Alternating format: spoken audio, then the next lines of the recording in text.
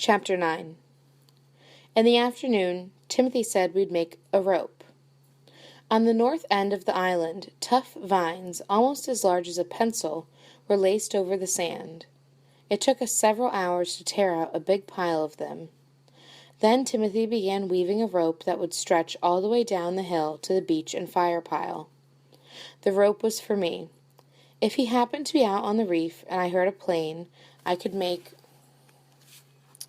a light from our campfire, follow the rope down, and touch off the big fire. The vine rope would also serve to get me safely down to the beach. After we'd torn the vines out and he was weaving the rope, he said, "Young boss, you must begin to help with the other work." We were sitting up by the hut. I had my back to a palm and was thinking that back in Willemstad, at this moment, I'd probably be sitting in a classroom, 3 desks away from Henrik, listening to Herr Jonquier talk about European history. I'd been tutored in Dutch the first year in Willemstad, so I could attend the regular school.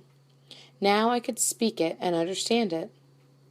My hands were tired from pulling the vines, and I just wanted to sit and think. I didn't want to work. I said, "Timothy, I'm blind. I can't see to work." I heard him cutting something with his sharp knife. He replied softly, "The hand is not blind." Didn't the old man understand? To work, aside from pulling up vines or drawing something in the sand, you must be able to see.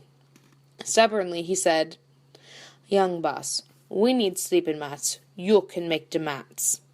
I looked over in his direction. "You do it," I said. He sighed back, saying, "The best matchmaker in Charlotte Amalie, down in Frenchtown, be total blind." But he's a man, and he has to do that to make a living. "Be true," Timothy said quietly. But in a few minutes he placed several lengths of palm fiber across my lap. He really was a black mule. "The palm mat is very easy, just over and under." Becoming angry with him, I said, "I tell you, I can't see." He paid no attention to me. "Take this hand, hold the palm like this, then over and under like the man in Frenchtown, then more palm." I could feel him standing there watching me as I tried to reeve the lengths, but I knew they weren't fitting together. He said, "Like this, I tell you," and reached down to guide my hand, over and under. I tried again, but it didn't work. I stood up, threw the palm fibers at him, and screamed, "You ugly black man! I won't do it! You're stupid! You can't even spell!" Timothy's hand struck my face sharply. Stunned, I touched my face where he'd hit me. Then I turned away from where I thought he was.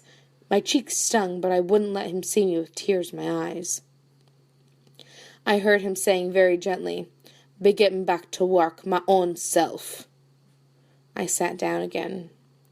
He began to sing that fungi and fish song in a low voice, and I could picture him sitting on the sand in front of the hut, that tangled gray hair, the ugly black face, with the thick lips, those great horny hands winding the strands of vine.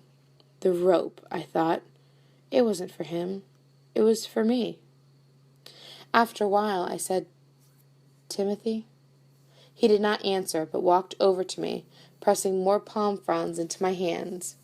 He murmured, "'Tis very easy, over and under." Then he went back to singing about fungi and fish.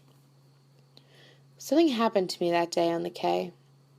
I'm not quite sure what it was even now, but I had begun to change.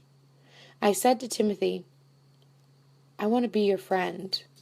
He said softly, "Young boss, you have always been my friend."